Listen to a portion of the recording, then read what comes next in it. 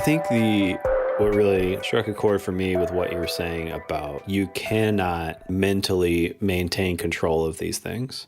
Just the whole like cultural tendency to legislate its way through these internal dynamics. The attempt to mentally control these unconscious drives, these unconscious energies, and that is impossible, that no one can do that. And so the idea that we're going to like collectively tell each other how to be mentally it's a time bomb in a way. It's a time bomb that like is a different fuse length for every different person, but there's no way through in that regard. If you're going to try to just reprogram everyone's minds to avoid certain words, avoid certain feelings.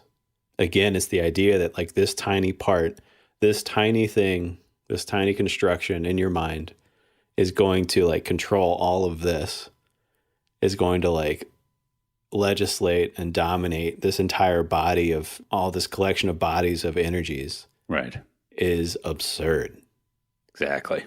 Yeah. It's damning and it's freeing.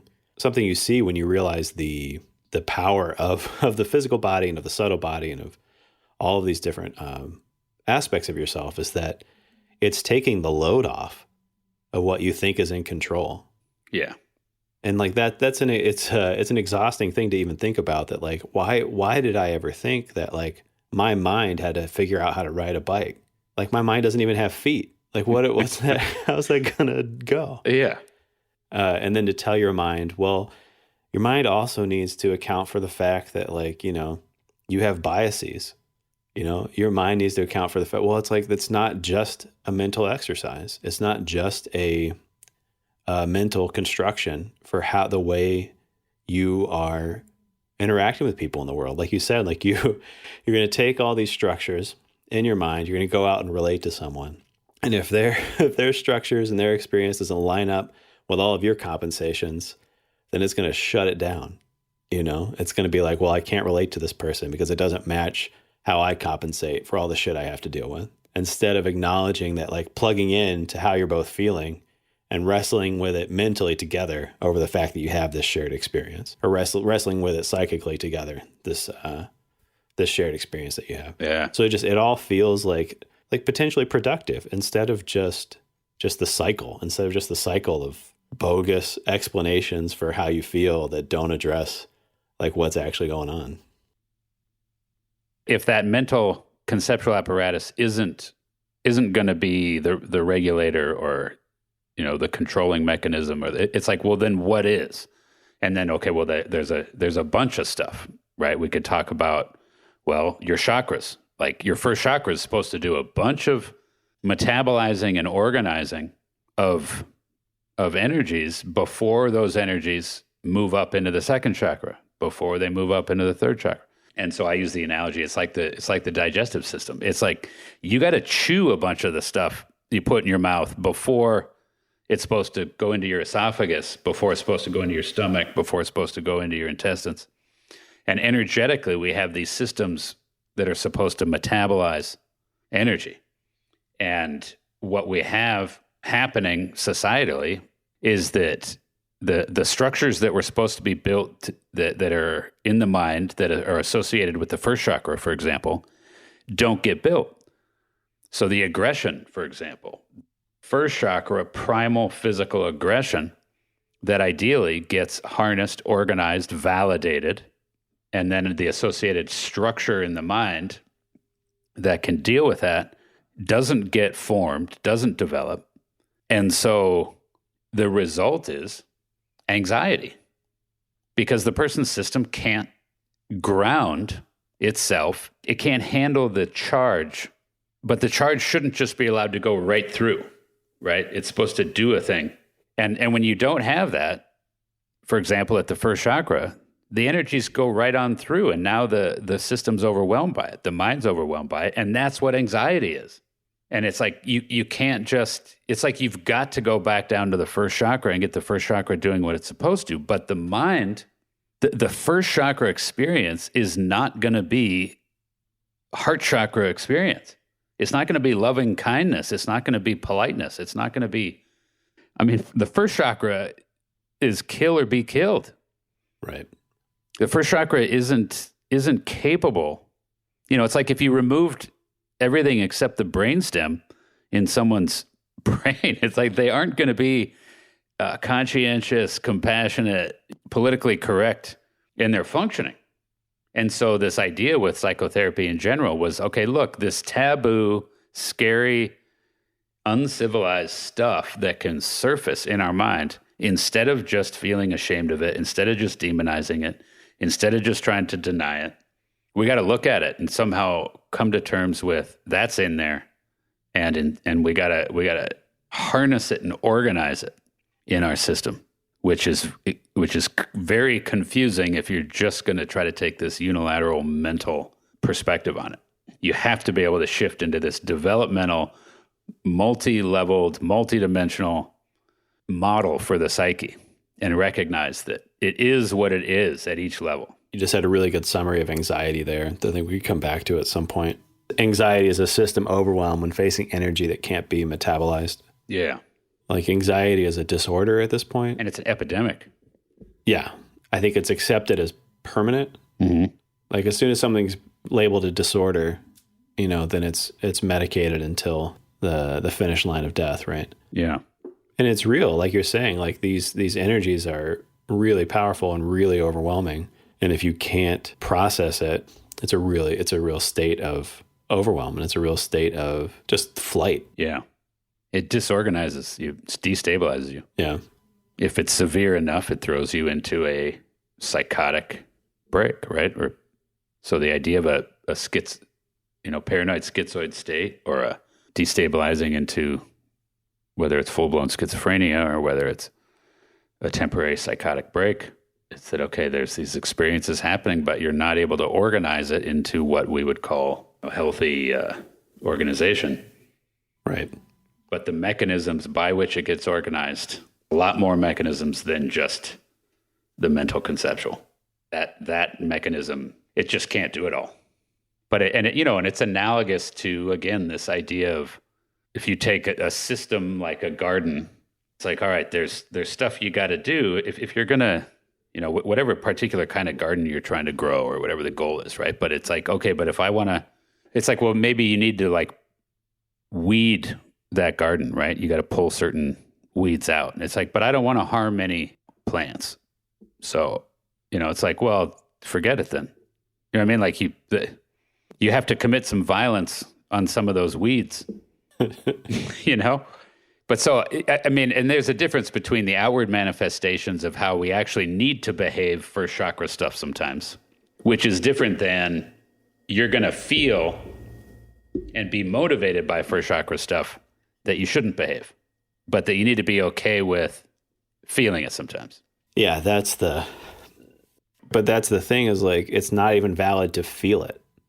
And that's the conflict. Right. Like, we're not saying like you need to legislate behavior, but we're trying to legislate feeling and thoughts. You can't do that to someone. You can't even have a conversation with somebody you don't know about what they think. You have to be friends with someone before you can like have a discussion about what people think or feel. But you can set boundaries on what people say to you. You can set boundaries on what people do to you and do around you. But the idea that we're going to fix everything by like, conceptual control is what we keep coming back to. Which I think, generally speaking, my understanding is that's more Middle Ages type of societal organization. You better think and feel in line with the program, or you're a bad person. And of course, in the organization of that, if you're going to acknowledge what you actually think and feel, it's like, well, then there has to be a certain amount of expression, and then you got to find safe places for the expression, which comes back to art. Art's one of the huge functions of art, is you let this stuff come out, and then you look at it and are like, okay, what the hell is this? And you might decide it's good or you might decide it's bad, but you got to let it come out. Look at it. Otherwise, you're just unconsciously motivated by it. The whole idea of the return of the repressed, the idea there is that repressing it does not eliminate it. It does not eradicate it. it finds its expression, whether it finds its expression in disease or passive aggressiveness or unconscious behaving or addiction, it finds its way through is the general idea. So it's not a safer, healthier world if we just really clamp down in a repressive way. It blows up. I think it's an interesting question about are there valid means of expressing those things too? It just becomes, it's like the line between like personal expression and public expression. Mm-hmm.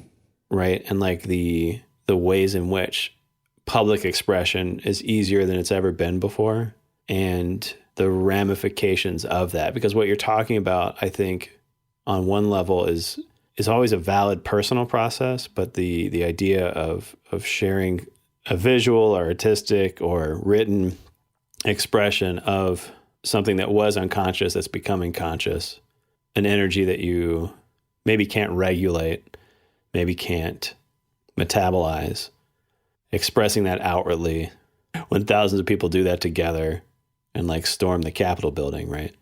Like there's how technology has changed what healthy expression of these things looks like. I think one of the aspects of it, which I think you're pointing at, it's all very dangerous. An artistic expression, I'm saying, okay, it has to come out. It has to get materialized in some way, right? Whether it's whatever art form is used. And it's like, okay, now there it is. But then the interpretation of that is going to be different by different people. So you might write this poem about wanting to kill yourself and how that would be good, let's say. And then in the process of that, it was cathartic, and it it externalized this stuff that you were wrestling with unconsciously. And so as a result, you're much less under the throes of this motivation to kill yourself, and you're therefore less likely to kill yourself. But then someone else reads your poem and takes it as validation that they should kill themselves. Mm. And it's like, oh shit, and so it's like, all right, we need to ban all poems about wanting to kill yourself. And you know what I mean?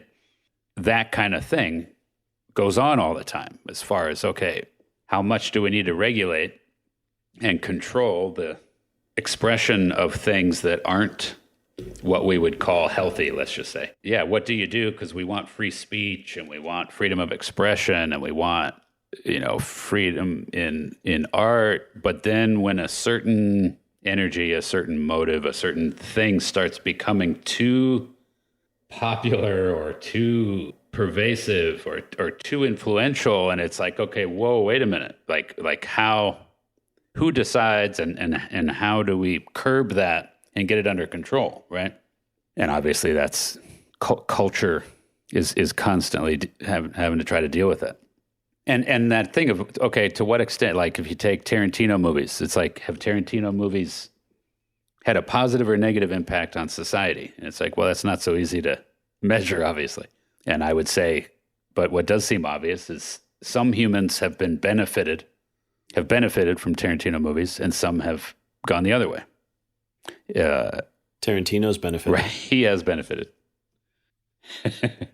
It all feels important to me. The way you describe kind of the social and cultural challenges to human development that we continue to reinforce over time feels important to me. So I appreciate when you kind of get into that. And I think that it doesn't feel like confrontation for confrontation's sake, which is a lot of like the news media's response to cancel culture. Yeah, right. Like that's like a hype machine that's just like, man, don't cancel me. And like not looking at what the psychodynamics of that are. And I feel like we're not doing that.